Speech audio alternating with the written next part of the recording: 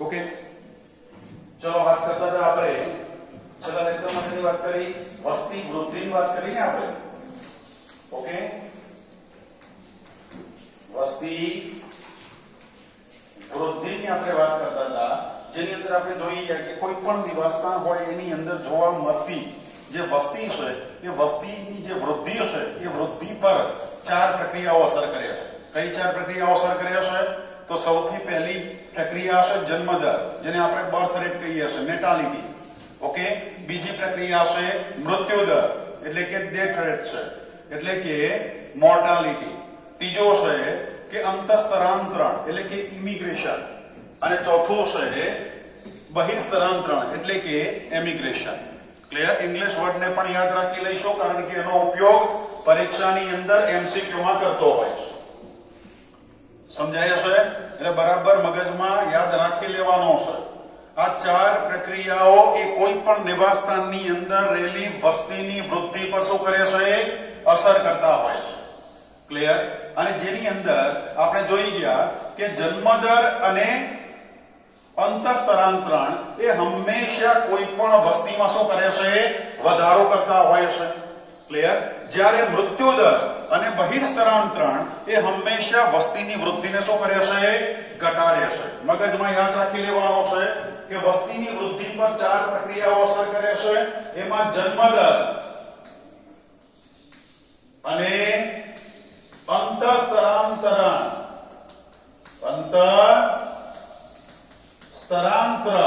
એ હંમેશા વસ્તી વૃદ્ધિને વધારે છે. વસ્તી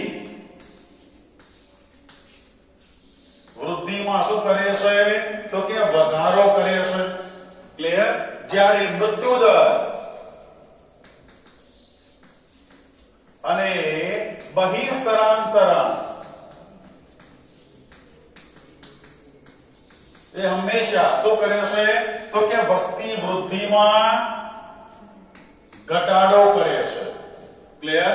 ઓકે, ચલો એના આધારે આપણે જોઈ ગયા કે કોઈ પણ નિવાસસ્થાનની અંદર જ્યારે ટી સમયે વસ્તી વૃદ્ધિ ની રચના કરતા હોય ત્યારે શું કહેશે કે કોઈ નિવાસસ્થાનની અંદર ટી સમય વસ્તી વૃદ્ધિ એટલે nt +1 સમય, કારણ કે હંમેશા સમય કેવો હોય?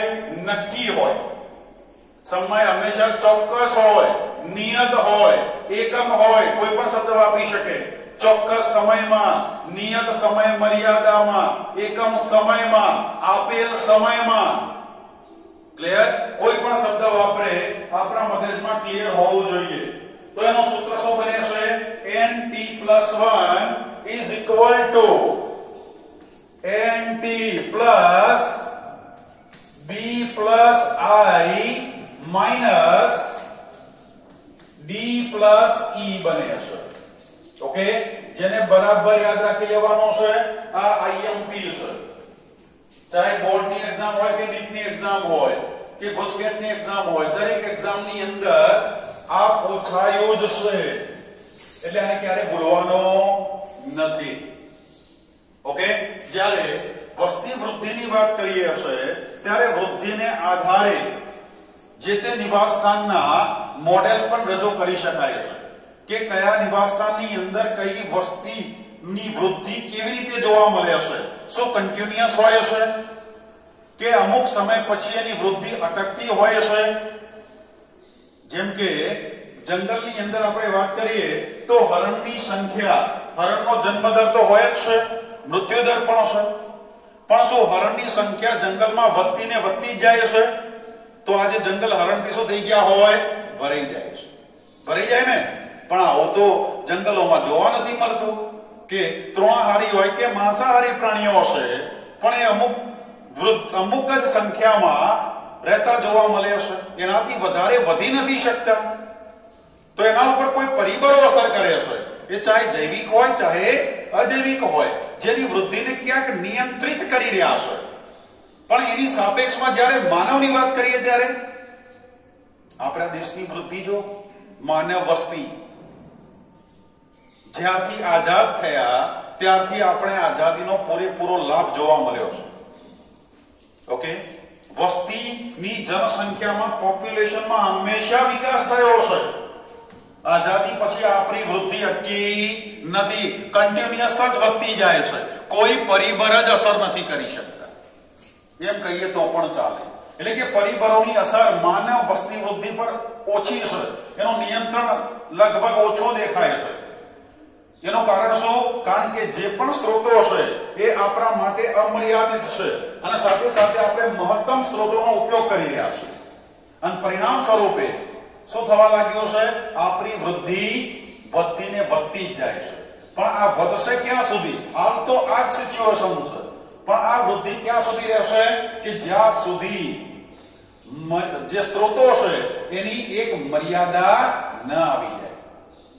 ઓકે, ચાહે ખોરાકીય હોય, ચાહે રહેઠાણ માટેના હોય, આવા સ્ત્રોતો જ્યારે મર્યાદિત બનશે ત્યારે આપણી પણ વૃદ્ધિ શું થઈ શકે છે? અટકી શકે છે, ધીમી પડી શકે છે, મંદ થઈ શકે છે. પણ અત્યારે હાલ તો રહેઠાણ અને ખોરાક માટેની જે જરૂરિયાતો છે એ આપણા માટે સ્ત્રોતો અમર્યાદિત દેખાઈ રહ્યા છે. માટે આપણા દેશની વસ્તી કન્ટિન્યુઅસ વધતી જ જાય છે. મેં કીધું તો કે 1/1/2021 ના દિવસે આપણા દેશની અંદર 60 બાળકોએ જન્મ લીધો. 60,000 બાળકોએ જન્મ લીધો છે. વિચાર કરો, એક દિવસમાં 60,000 જન્મ્યા છે. તો આવો જો જન્મ દર રહેશે તો એની સાપેક્ષમાં મૃત્યુ દર તો ઘટ્યો જ છે. કોરોનાએ ખૂબ જોર માર્યો છે, પણ તોય આપણું એટલું બધું બગાડી શક્યો નથી, કારણ કે સામે એટલી આપણી અંદર ઇમ્યુન સિસ્ટમ પણ એટલી સ્ટ્રોંગ છે. એટલે આપણે આપણી જે ધાર્મિક જે પ્રતિક્રિયા છે એ એના સામે કેવી છે? મજબૂત બની છે. અને એની સાપેક્ષમાં સામે બીજું જોઈએ તો અન્ય જે મદદ કરતા સ્વરૂપે મેડિકલ ક્ષેત્રે પણ આપણે સારી પ્રગતિ છે અને પરિણામ સ્વરૂપે આપણો મૃત્યુ દર નીચો છે, પણ સામે જન્મ દર ખૂબ વધારે છે. કંટ્રોલ બહાર કહી શકાય. ક્લિયર? તો આપણી જે વૃદ્ધિ છે એ મહત્તમ દરે થઈ રહી છે. કેમ? કારણ કે સ્ત્રોતો લગભગ અમર્યાદિત છે. તો અહીંયા શું કહે છે કે કોઈ પણ વસ્તી છે એની વૃદ્ધિ, તો આપણે અહીંયા મોડેલ સ્વરૂપે વાત કરવાની છે, તો એને આપણે કહીશું વૃદ્ધિ મોડેલ. વૃદ્ધિ મોડેલ. ઓકે, તો હવે કહે છે કે કોઈ પણ નિવાસસ્થાન છે એની અંદર વસ્તીની જે વૃદ્ધિ છે એ વસ્તીની વૃદ્ધિ વિશિષ્ટ છે અને એનું ભવિષ્ય બાકી શકાય એમ છે. સમજાય છે? કોઈ પણ નિવાસસ્થાન હોય એ નિવાસસ્થાનની અંદર રહેતી જે વસ્તી છે એ વસ્તી જે છે એ વસ્તીની વૃદ્ધિ ને કેવી છે? વિશિષ્ટ હોય છે અને એનું ભવિષ્ય બાકી શકાય એમ હોય છે. એટલે કે ભવિષ્યવાણી કરી શકાય. ક્લિયર? કે હવે આનું શું થશે આપણે નક્કી કરી શકીએ. કોઈ જંગલની અંદર ખૂબ જ મોટી સંખ્યામાં હરણ, સસલા, હાથી એટલે કે જે તૃણાહારી કે જે જંગલી ભેંસો છે કે ગાયો છે એનું પોપ્યુલેશન જ્યારે વધારે જોવા મળે ત્યારે આપણે કહી શકીએ કે આવતા ભવિષ્યની અંદર અહીંયા વનસ્પતિના જે તૃણાહારી પ્રાણીઓ માટેના સ્ત્રોતો શું થઈ શકે છે? ઘટી શકે છે. ઓકે, સાહેબ આટલું બધું પોપ્યુલેશન છે તૃણાહારીનો એ વધ્યું છે, એનું કારણ એ પણ હોઈ શકે કે ત્યાં માંસાહારીઓની સંખ્યા ઓછી છે. હવે માંસાહારીની સંખ્યા નહીં હોય, તૃણાહારી હશે તો મહત્તમ સ્ત્રોતોનો ઉપયોગ કરશે અને એમની સંખ્યામાં શું કરે છે? વધારો કરવા લાગશે. અને એમની જો એકમ સમયે વૃદ્ધિને માપી લઈએ તો ભવિષ્ય માપી શકાય છે. સમજો, કોઈ પણ નિવાસ સ્થાનની એકમ સમય એટલે કે ચોક્કસ સમય મર્યાદાની અંદર એટલે ચોક્કસ સમયે લીધેલી વૃદ્ધિ દર જે હોય એના આધારે કોઈ પણ નિવાસ સ્થાનનું ભવિષ્ય બાકી શકાય છે. આપણા દેશની અંદર પણ માનવ વસ્તી જો આ પ્રમાણે વધતી જ જશે તો આપણે કહી શકીએ કે 2025 કે 50 ની અંદર જે ઇન્કમના સ્ત્રોત છે એ શાયદ ઘટી જશે. ખેતીવાડી તમે જો જે એગ્રીકલ્ચર લેન્ડ ધીરે ધીરે શેમાં ઉપયોગ થઈ રહ્યો છે? માનવ વસાહત માટે અથવા તો ઇન્ડસ્ટ્રીયલાઇઝેશન થઈ રહ્યો છે. એગ્રીકલ્ચર લેન્ડ ધીરે ધીરે ઘટતી જાય છે. જોતા હો તો આપણા ગામની અંદર પણ ક્યાંક જોતા હોઈએ છે કે જે પડતર લેન્ડ હતી આજે ખૂબ ઓછી થઈ ગઈ છે. કેમ? એનો મહત્તમ માનવ વસાહત અથવા તો જે ઇન્ડસ્ટ્રીયલાઇઝેશનના કારણે ઘટ્યો છે, શહેરીકરણ વધ્યો છે. તો કહી શકાય કે આવતા ભવિષ્યની અંદર એગ્રીકલ્ચર ઇન્કમ જે હશે એ આપણા દેશની ઘટી જવાની છે. કારણ કે આપણે ખૂબ મોટા પોપ્યુલેશનમાં વધી રહ્યા છે, રહેઠાણ તો જોઈશે, રહેવા માટે સ્થાન પણ જોઈશે, તો એનો મહત્તમ દરે આપણે ઉપયોગ કરી રહ્યા છે. અન્ય ઇકોનોમિક સ્ત્રોત માટે આપણે જમીનોનો કોમર્શિયલાઇઝેશન માટે ઉપયોગ કરી રહ્યા છે, તો એગ્રીકલ્ચર લેન્ડ ઘટી રહી છે. તો કહી શકાય કે આવતા વર્ષોની અંદર આપણા દેશની એગ્રીકલ્ચર ઇન્કમ ઘટી જશે. અને એગ્રીકલ્ચર જ્યારે લેન્ડ ઘટે છે તો એના સાથે સાથે લાઇવ સ્ટોક જે રિયરિંગ નું કામ થતું હોય, જે લોકો પશુપાલન કરી રહ્યા છે એમની સંખ્યા પણ ઘટશે. અને આપણે જોઈ રહ્યા છે ગામડામાં, તમે જો પહેલા કેટલા લોકો પશુપાલન અને એગ્રીકલ્ચર ઉપર ડિપેન્ડેડ હતા. આજે જો લોકો ભેંસો રાખવા તૈયાર નથી, લાઇવ સ્ટોક રિયરિંગ માટે લોકો તૈયાર નથી. ધીરે ધીરે એમાં ઘટતું જાય છે. બંને વસ્તુ ઘટે હશે, એગ્રીકલ્ચર ઘટે હશે અને લાઇવ સ્ટોક રિયરિંગ ઘટે હશે. તો એના ઉપરના જે સ્ત્રોતો હતા હવે શું થવા લાગ્યા છે? ધીરે ધીરે ઘટવા લાગ્યા છે. લોકો શહેરીકરણ તરફ જવા લાગ્યા છે. તો આપણે ભવિષ્ય બાકી શકીએ છે કે 2050 કે 25 કે 60 કે 70 ની અંદર પરિસ્થિતિ શું હોઈ શકે. પણ એકમ સમયે લીધેલો આ ડેટા હોય તો, કે દર વર્ષે આ ડેટાને જો લેવામાં આવે અને એની આધારે આપણે કોઈ પણ નિવાસસ્થાનનું ભવિષ્ય બાકી શકાય છે. ક્લિયર? ભવિષ્યવાણી કરી શકાય છે કે આવું થઈ શકે. એ સાચી પડશે ખોટી પડશે એ તો 2 નંબરની વાત છે, પણ ભવિષ્ય નક્કી કરી શકાય છે. ઓકે, તો કહે છે કે કોઈ પણ નિવાસસ્થાન હોય એની અંદર વસ્તી વૃદ્ધિ એકમ સમયે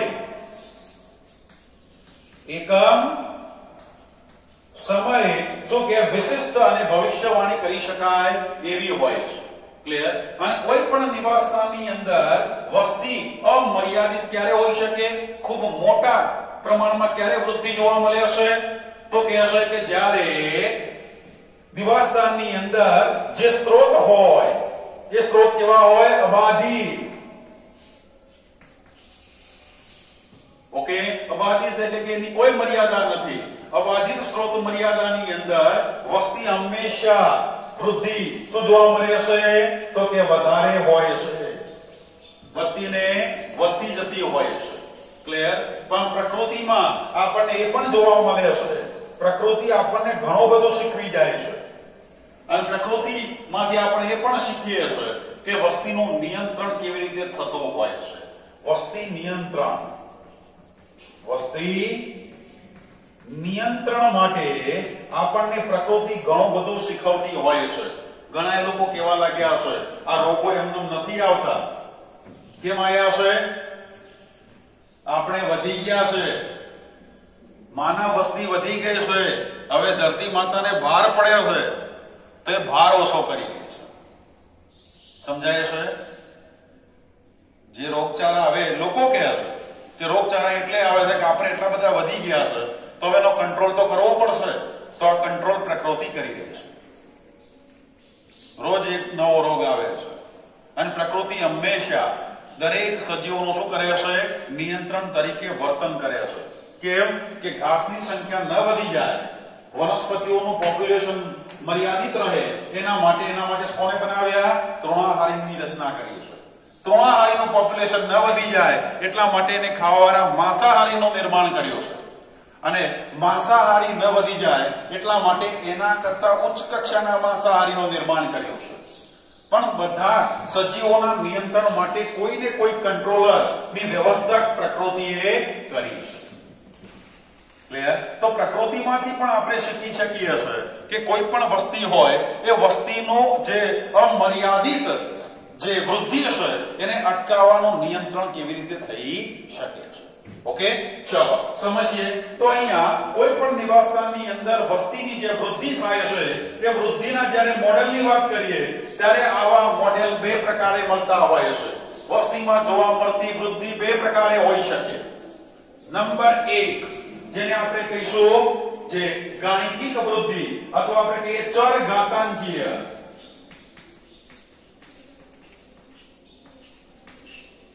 વૃદ્ધિ, અથવા તો શું કહેશે એને?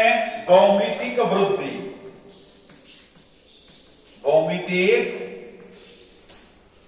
જોવા મળે છે, અથવા તો બીજા નંબરે જોઈએ તો કઈ મળે છે? સંભાવ્ય વૃદ્ધિ.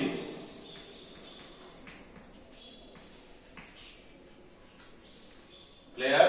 બે પ્રકારે, કાં તો એક્સપોટેન્શિયલ ગ્રોથ જોવા મળે, કોઈ પણ નિવાસસ્થાનની અંદર જોવા મળતી વૃદ્ધિનો જે દર છે, એટલે કે વૃદ્ધિ જે છે એ વસ્તી વૃદ્ધિ કાં તો એક્સપોટેન્શિયલ ગ્રોથ જોવા મળે અથવા તો લોજિસ્ટિક ગ્રોથ જોવા મળે છે.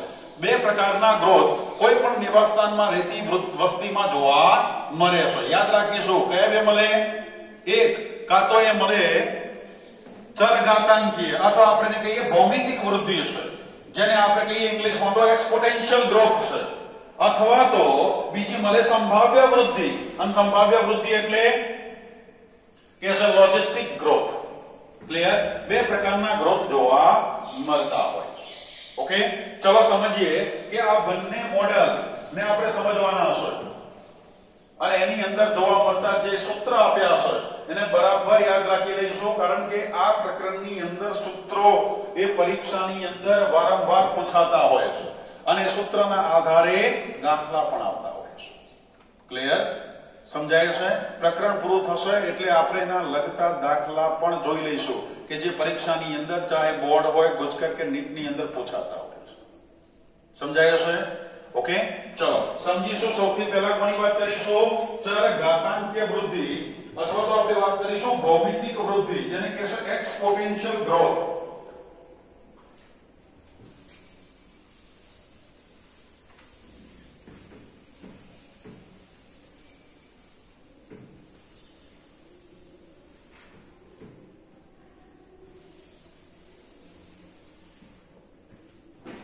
ચલો સમજીએ સૌથી પહેલા તો શું કહે છે?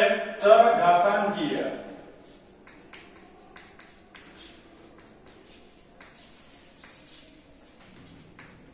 ચરઘાતાંકીય વૃદ્ધિ. ઓકે, કહે છે કે જ્યારે કોઈ પણ નિવાસસ્થાન હોય એની અંદર ચરઘાતાંકીય વૃદ્ધિ ક્યારે જોવા મળે? તો આપણે જાણીએ છીએ કે જ્યારે અમર્યાદિત સ્ત્રોત હોય, અમર્યાદિત એટલે ખાવાનું ખૂબ મળતું હોય.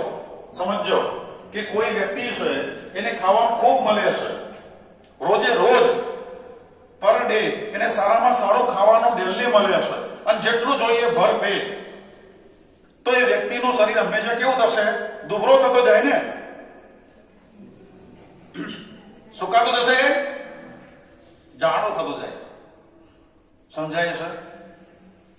કે કોઈ વ્યક્તિને કે કોઈ પણ સજીવ હોય એને જ્યારે પૂરતા પ્રમાણમાં એને ખોરાક મળે છે ત્યારે હંમેશા શું થાય છે? એનો ગ્રોથ થાય છે, એની વૃદ્ધિ થતી હોય છે. ક્લિયર? તો અહીંયા કહેવા શું માંગે છે કે જ્યારે કોઈ નિવાસસ્થાન હોય એ નિવાસસ્થાનની અંદર ખોરાકીય સ્ત્રોત, યાદ રાખજો, ખોરાક હોય અને શું કહે છે? રહેઠાણ. ઓકે, આ બંને શું કહેવાય? સ્ત્રોત છે. આ બંને કોણ છે? તો કે સ્ત્રોત છે. હવે ખોરાક અને રહેઠાણના સ્ત્રોત એ જ્યારે અમર્યાદિત હોય, સમજીશું કેવા હોય? અમર્યાદિત, જેટલું જોઈએ એટલું ખાઓ. સમજાય છે? અમર્યાદિત સ્ત્રોત હોય તો સીધી વાત છે કે વસ્તીની વૃદ્ધિ હંમેશા વધુ જોવા મળે છે. વધુ કોની? તો કે વસ્તી વૃદ્ધિ થાય છે, વધુ વસ્તી વૃદ્ધિ જોવા મળે છે કોઈ પણ સજીવ હોય. જ્યારે એને રહેવા માટે અને ખાવા માટે પૂરતા પ્રમાણમાં મળી રહે ત્યારે હંમેશા એની વૃદ્ધિ કેવી હોય? ખૂબ વધુ હોય છે. તમે જો અત્યારે લોકો એક બાળક અપનાવવાનો પ્રયત્ન કરી રહ્યા છે કે બસ એક અથવા બે. કેમ? તમે જો આપણા જે દાદા છે તો એ કેટલા ભાઈઓ છે, જરા તમે નજર પૂછજો કે તમે કેટલા ભાઈ બહેન છો, અને કે એમના પપ્પા એટલે આપણા પરદાદા કહી શકીએ તો કે તમે એ કેટલા ભાઈ બહેન હતા? તમને કહેશે 4 હતા, 5 હતા, કોઈ કોઈ તો 7, 8 કે 10 હશે. સમજાય છે? એટલા મોટી સંખ્યામાં બાળકો કેમ? કારણ કે એ વખતે જે બાળકો છે એમનો મૃત્યુ દર વધારે હતો. તમને ખબર નથી કહી દો, બહુ મોટા ભાગના જે સભ્યો હોય એ વધુ ઉંમર સુધી નહોતા પહોંચી શકતા. ત્યાં સુધી તો ઘણીવાર કોઈના કોઈ પરિબળના કારણે મૃત્યુદર વધારે હતો. મેડિકલ હોસ્પિટલની એટલી બધી વ્યવસ્થા નહોતી, મેડિકલ ક્ષેત્રે એટલી પ્રગતિ નહોતી, માટે એ વખતે સંખ્યા વધારે હતી. હાલના પોર્શનમાં જો 1 અથવા 2 બાળકો. કેમ? સમજણ પડી ગઈ છે કે હવે ઇકોનોમી દિવસે દિવસે અઘરી થતી જાય છે. ઓકે, કમાણી ઘટતી જાય છે, માટે ખોરાકીય સ્ત્રોત પણ ઘટે છે. 1 બાળકનું પાલન કરવું સહેલું છે, 2 બાળક હોય તો થોડો ખર્ચો વધી જાય, 3 હોય તો હજી વધે.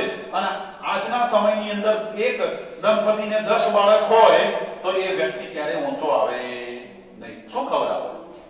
કારણ કે ઇકોનોમિક સ્ત્રોત ઘટી ગયા છે, ખોરાકીય મૂંઝવણ ઊભી થાય, સાથે સાથે રહેઠાણ.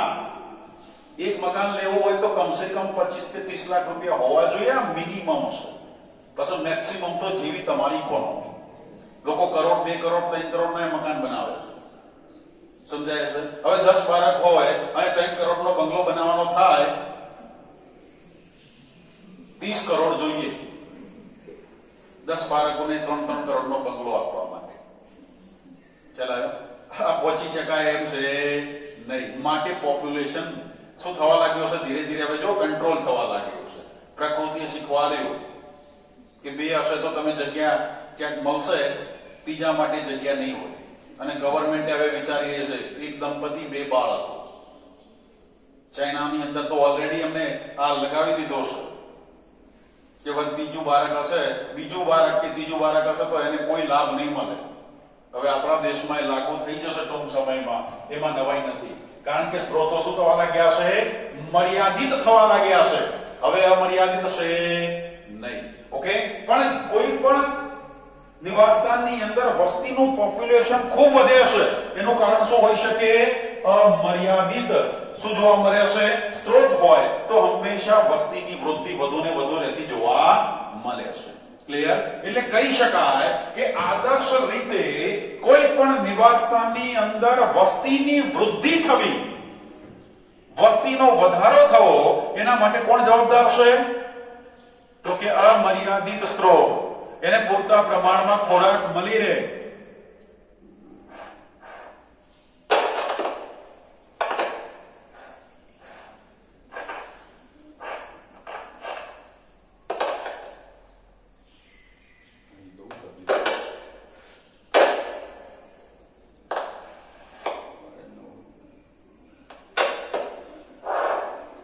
એટલે કે અમર્યાદિત જે સ્ત્રોત છે એ હંમેશા વસ્તી વૃદ્ધિને શું કરે છે? વધારે છે. આદર્શ રીતે કહેશે કે કોઈ પણ નિવાસસ્થાનની અંદર વધતી જતી જે વસ્તી વૃદ્ધિ છે એના માટે હંમેશા સ્ત્રોત કેવા હોવા જોઈએ? અમર્યાદિત હોવા જોઈએ. તો જ વધુ ને વધુ વસ્તી વૃદ્ધિ થતી જોવા મળે છે. ક્લિયર? અને આવો કોણ કહેશે કે નિવાસસ્થાનની અંદર જોવા મળતી અમર્યાદિત સ્ત્રોતને આધારે હંમેશા વસ્તી વૃદ્ધિ વધારે જોવા મળે છે. આ કોણ વાત કરે છે? ડાર્વિન. દાદાને ક્યારે નહીં ભૂલવાના. ડાર્વિન. ઓકે, અને ડાર્વિને એક નિયમ આપ્યો છે, અને નિયમ છે નેચરલ સિલેક્શન, પ્રાકૃતિક પસંદગીવાદ. ડાર્વિને કોની વાત કરી? પ્રાકૃતિક પસંદગીવાદ આપ્યો છે. અને ડાર્વિન શું કહે છે કે એવી જ જે જાતિ છે કે જે જાતિ પ્રાકૃતિક પસંદગી પામી હોય, જે નેચરલ સિલેક્શન થશે, એ જ વસ્તી ખૂબ મોટા પ્રમાણમાં વધી શકે છે. અને પ્રકૃતિ કોને પસંદ કરે છે? કે જે પ્રકૃતિની અંદર રહેલા જે સ્ત્રોતો છે એનો મહત્તમ દરે શું કરી શકે? ઉપયોગ કરવા માટે સક્ષમ હોય. ક્લિયર? આજે આપણે જોઈ રહ્યા કે આપણા દેશની અંદર કઈ જાતિ મહત્તમ દરે સ્ત્રોતોનો ઉપયોગ કરવા માટે ક્ષમતા ધરાવે છે? તો માનવ વસ્તી. આપણે આટલી બધી વૃદ્ધિ કેમ થઈ છે? કારણ કે આપણે જે પણ સ્ત્રોતો છે એનો ખૂબ મોટા પાયે ઉપયોગ કરવા માટે શું છે? સક્ષમ છે. માટે આપણી ખૂબ મોટા પ્રમાણમાં વૃદ્ધિ જોવા મળે છે. અને આપણે કહી શકીએ કે પ્રાકૃતિક પસંદગી પામેલી જાત છે. ક્લિયર? તો ડાર્વિન કહે છે કે કોઈ પણ નિવાસસ્થાનની અંદર વસ્તીની જોવા મળતી વધુ વૃદ્ધિ એ કોના કારણે હોય? પ્રાકૃતિક પસંદગીના આધારે હોય છે. અને પરિણામે એની અન્ય સજીવ જાતિઓ કરતા એની વૃદ્ધિ દર વધારે જોવા મળતો હોય છે. ક્લિયર? સમજાયું છે? ઓકે, ચલો સમજીએ કે જ્યારે નિવાસસ્થાનની અંદર વૃદ્ધિની વાત કરીએ છે ત્યારે કાં તો ચરઘાતાંકીય હોય અથવા તો આપણે વાત કરી કે કેવી હોય, સંભાવ્ય વૃદ્ધિ તરીકે જોવા મળતી હોય છે. ઓકે, હવે સમજીએ કે કોઈ નિવાસસ્થાન છે, એ નિવાસસ્થાનની અંદર જ્યારે વસ્તીની વૃદ્ધિની વાત કરીએ છે તો કે કોઈ વસ્તી એટલે આપણે શું કહી શકીએ, n વસ્તી લખી શકાય ને. n એટલે એની ગીચતા, વસ્તી શું કહેવાય, ગીચતા છે. તો કે n સમયે વસ્તી ગીચતામાં શું જોવા મળે, તો કે n સમયે વસ્તી ગીચતામાં જન્મ દર પણ શું લખીશું, એકમ સમયે, એકમ સમયે શું કહી શકાય, જન્મ દર. જન્મ દરને આપણે કહીશું b, બર્થ રેટ. અને શું હોય બીજું, તો કે મૃત્યુ દર. એટલે આપણે લખીશું ડેથ રેટ એટલે d છે. ક્લિયર? જન્મ દર અને મૃત્યુ દર. તો જન્મ એટલે b, બર્થ રેટ અને મૃત્યુ એટલે d. તો કહેશે કોઈ એક n સમયે વસ્તી ગીચતા, એકમ સમય વસ્તી ગીચતામાં જન્મ દર b અને મૃત્યુ દર d છે. ઓકે, એકમ સમય અને સમય એટલે આપણે શું લખીશું, t સમય.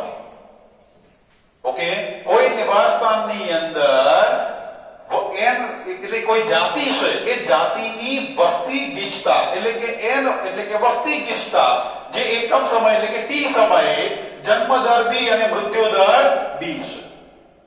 ક્લિયર? તો હવે એની વસ્તી વૃદ્ધિ કેટલી હોઈ શકે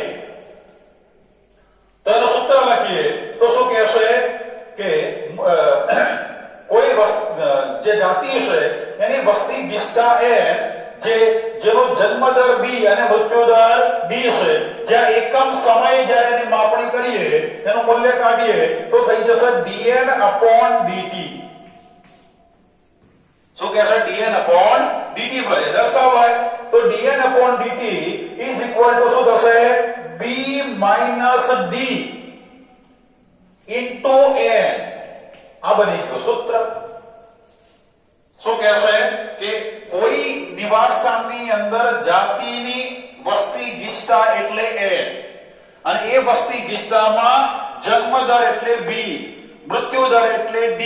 ઓકે, જ્યાં એકમ સમયે એ વસ્તીનું કદ લઈએ તો શું લઈ શકાય, dn/dt વડે દર્શાવાય. તો dn/dt is equal two b - d okay into n બને. ઓકે, જ્યાં dn/dt ઇઝ ઇક્વલ ટુ, પણ એ પહેલા સમજી લઈએ કે ધારો કે b - d is equal to r whole. કારણ કે જન્મ દર અને મૃત્યુ દર એટલે આપણે શું કહીશું, રેટ કહેવાય ને. શું કહેવાય, રેટ. માટે આપણે ઉંદર નહીં હો, r એટલે રેટ, એનો દર. ઓકે, RATE રેટ, RAT નહીં. તો રેટ એટલે કે દર હશે. તો દર કેટલો કીધો, r હશે. b - d એટલે r. તો સૂત્ર શું બની જાય, r into n બની જાય. તો dn/dt is equal to r into n. હવે એમ થાય કે સાહેબ દર કીધો પણ r એટલે શું, એટલે કયો દર? તો કહેશે કે કોઈ પણ વસ્તી હોય એ વસ્તીની અંદર પ્રાકૃતિક વસ્તીનો આંતરિક વૃદ્ધિ દર આપણે કહી શકીએ પ્રાકૃતિક જે વસ્તી છે એ વસ્તીનો આંતરિક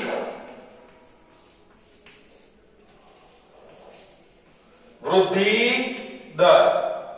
ઓકે, એટલે કે પ્રાકૃતિક જે રીતે કોઈ પણ વસ્તી છે એ વસ્તીનો આંતરિક વૃદ્ધિ દર કહી શકીએ. ઓકે, ઇન્ટ્રિન્સિક રેટ તરીકે ઓળખાય છે. ઇન્ટ્રિન્સિક એટલે આંતરિક વૃદ્ધિ દર. ઓકે, તો આર એટલે પ્રાકૃતિક જે પણ વસ્તી છે એ વસ્તીનો આંતરિક વૃદ્ધિ દર છે. ઓકે, ચલો હવે સમજીએ કે જે r છે એ r કેવી રીતે નક્કી થશે કે કોઈ પણ નિવાસસ્થાનની અંદર જે વસ્તી છે એ વસ્તીમાં રહેલું જન્મદરનું મૂલ્ય માંથી મૃત્યુદરનું મૂલ્ય કરી દઈએ, એટલે કે જન્મદરમાંથી મૃત્યુદરને બાદ કરતા જે પણ સંખ્યા મળે છે, ઓકે, એ સંખ્યાને આપણે શું કહીશું? r. એટલે કે કોઈ પણ વસ્તીનો આંતરિક વૃદ્ધિ દર છે. સમજાય છે? r એટલે કોણ છે? કયું મૂલ્ય છે r એટલે? તો કે કોઈ વસ્તી છે એ વસ્તી ગીચતાની અંદર કોઈ ગામની અંદર જન્મદર માંથી મૃત્યુદરને આપણે બાદ કરી દઈએ તો મળતું જે પણ મૂલ્ય છે એને આપણે શું કહીશું? r તરીકે ઓળખીએ છીએ. ઓકે, એને r તરીકે લેવાય છે. હવે એવા r નું મૂલ્ય નક્કી હોય છે, અગાઉ નક્કી કરેલા હશે, અને એ મૂલ્યને બરાબર યાદ રાખજો. એમસીક્યુ ની અંદર બોર્ડ ભૂચકર અને નીટમાં પૂછાય છે. એમસીક્યુ માં ખૂબ મહત્વનો છે.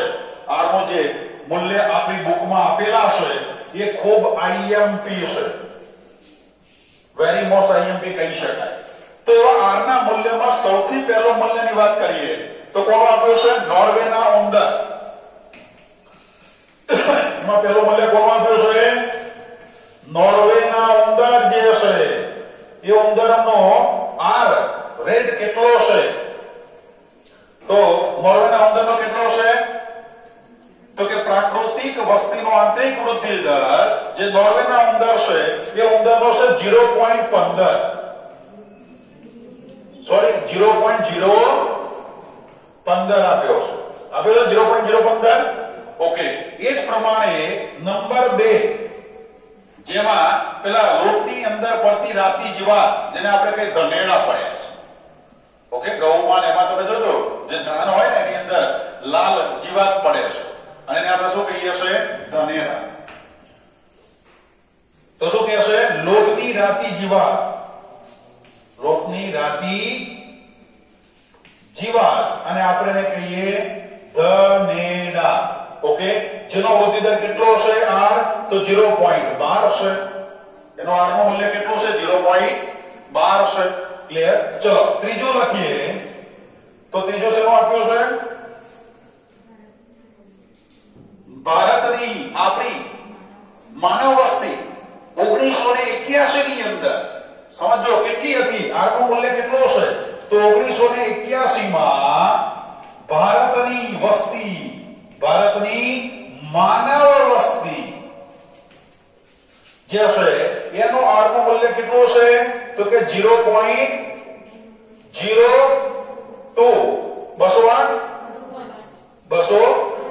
205. ઓકે, ચલો 0.0205 છે. તો આ શું થઈ ગયો? 1981 માં ભારતની માનવ વસ્તીનો r નું મૂલ્ય છે. અને યાદ રાખી લઈશું બરાબર. ક્લિયર? ઓકે, તો અહીંયા શું કહેશે કે કોઈ પણ નિવાસસ્થાનની અંદર રહેતી જે વસ્તી ગીચતા એટલે કે m છે એની સાપેક્ષે આપણે કોને લઈએ છે? t. તો સમયની સાપેક્ષે જ્યારે કોઈ પણ નિવાસસ્થાનમાં રહેલી જાતિની વસ્તી ગીચતાની વાત કરીએ ત્યારે આલેખ કેવી રીતે મળે? તો આ પ્રમાણે આપણે દોરી શકીએ છીએ. ઓકે, t એટલે નીચે આવશે. t સમય શું કહેશે? વસ્તી ગીચતા. વસ્તી ગીચતા અને વસ્તી ગીચતા એટલે આપણે શું લખીશું? m. ઓકે, અહીંયા આવશે x અક્ષ ઉપર t સમય અને y અક્ષ ઉપર શું લખીશું? વસ્તી ગીચતા. Okay, clear? ચલો હવે શું કહેશે કે જ્યારે ચર ઘાતાંકીય વૃદ્ધિની વાત કરીએ છે. ચર ઘાતાંકીય એટલે શું કહેશે કે વૃદ્ધિ જે વસ્તી છે એ વસ્તીની અંદર સ્ત્રોતો કેવા છે? અમર્યાદિત હોય. અમર્યાદિત એટલે જેટલો જોઈએ એટલું એને રહેવા માટે જગ્યા મળી જાય અને ખોરાક માટે ની જે જરૂરિયાત છે પૂરી થઈ શકતી હોય. ઓકે, તો એને આપણે કહીશું અમર્યાદિત સ્ત્રોત છે. તો અમર્યાદિત સ્ત્રોતની અંદર હંમેશા કોઈ પણ જાતિ હોય એની વૃદ્ધિ ક્યારે અટકતી નથી, એ સતત થતી રહેશે. ક્લિયર? સતત શું થાય છે? વૃદ્ધિ થતી જોવા મળે છે. ઓકે, હવે સમજીએ હશે એ વૃદ્ધિની જ્યારે આપણે આ સૂત્રને તારવી કાઢી કે dn/dt = r * n હશે, પણ જ્યારે એની સંકલિત જે ગાણિતિક રીતે એને ગણતરી કરી હશે તો એનું સૂત્ર શું બને હશે? નવું સૂત્ર r ને આધારે આપણે રચી શકીએ તો એ સૂત્ર હશે મહત્વનું, અને એ હશે nt આપ્યું છે, જરા જોઈ લો, nt okay is equal to n0 e raised to rt હશે. છે આ પ્રમાણે? ઓકે, આ સૂત્રને યાદ રાખી લઈશું કે જ્યારે n એટલે વસ્તી ગીચતા અને t એટલે સમય. ઓકે, એટલે કોઈ પણ જાતિ છે એની વસ્તી ગીચતા એકમ સમયે કેટલી હોઈ શકે? n0 e raised to rt. Clear? જેમાં nt એટલે શું કહેશે? nt એટલે t સમયે વસ્તી ગીચતા. nt એટલે t સમયે વસ્તી ગીચતા લખવાનો છે. પરીક્ષામાં તમને કહી દો, નીટ ની અંદર MCQ માં આ સૂત્ર આપ્યું હતું અને એની અંદર આ જે બધા છે ને એનું લખવાની વાત હતી કે નીચે આપેલમાંથી nt શું છે? Dot dot. ઓકે, પછી n0 ડોટ ડોટ. સમજાય છે? r એટલે શું? Dot dot. આવી રીતે ડોટ ડોટ લખ્યા હતા અને એના જે જવાબ છે કે આપ્યા હતા ઓપ્શનમાં હતા. સમજાય છે? એટલે ઉલટ ફુલટ ના થઈ જાય. તો nt એટલે શું કે t સમયે વસ્તી ગીચતા હશે. ઓકે, n0 એટલે 0 સમય, એટલે આપણે લખીએ શૂન્ય સમયે વસ્તી ગીચતા હશે. ક્લિયર? ચલો e લખીએ તો e એટલે શું કહેવાય? પ્રાકૃતિક. e એટલે શું કહેશે? પ્રાકૃતિક જે અને લખે છે નેચરલ નો શું કહેશે? e એટલે લઘુ ગુણાંક. હા, e એટલે શું કહેશે? પ્રાકૃતિક નો લઘુ ગુણાંક. પ્રાકૃતિક જે લઘુ ગુણાંક છે, અને લઘુ ગુણાંક એટલે એનો મૂલ્ય નિશ્ચિત હોય 2.71 828. બરાબર છે? આ મૂલ્ય બદલાતું નથી. કેટલો હશે પ્રાકૃતિક લઘુ ગુણાંક?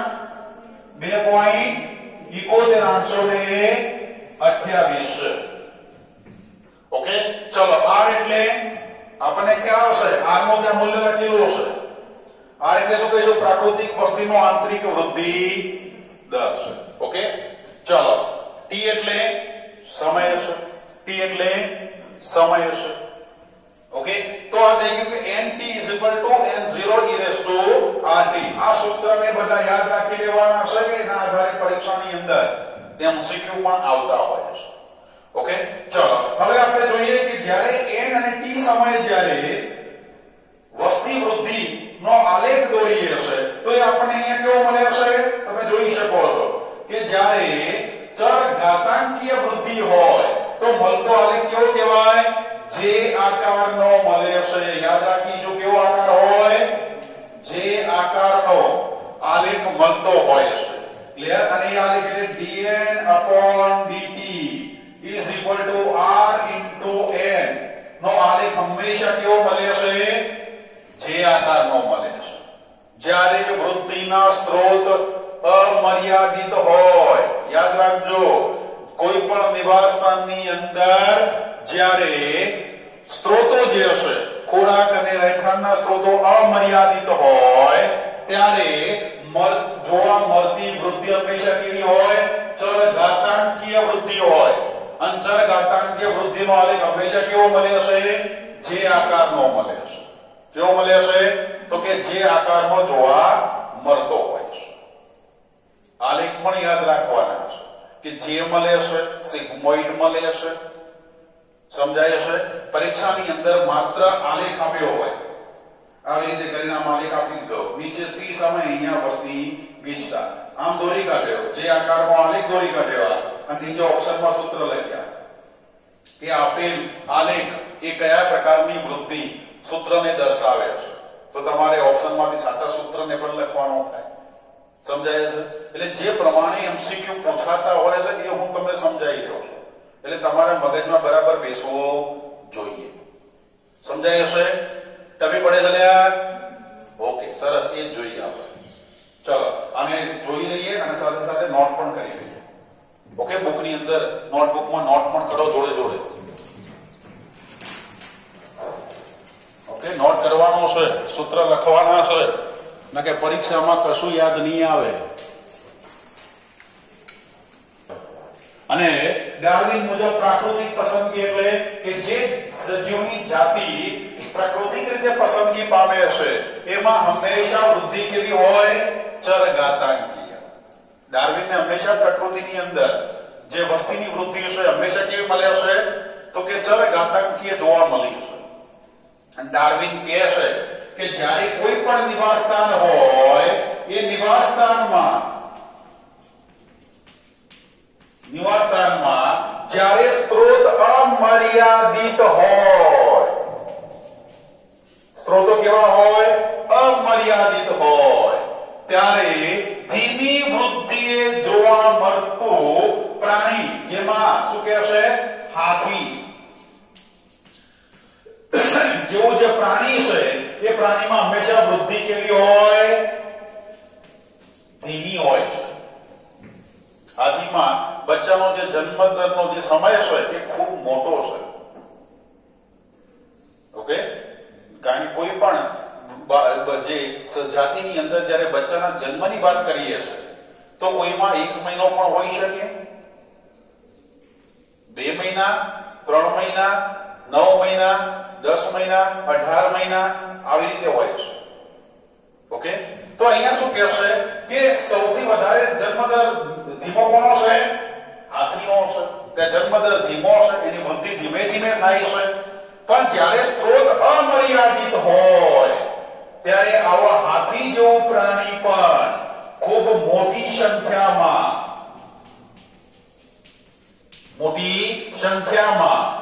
એ નિવાસસ્થાનની અંદર શું કરે છે? જઈ શકે છે. ઓકે, હાથીનું પણ પ્રમાણ કેવું જોવા મળે? મોટી સંખ્યામાં જોવા મળી શકે છે.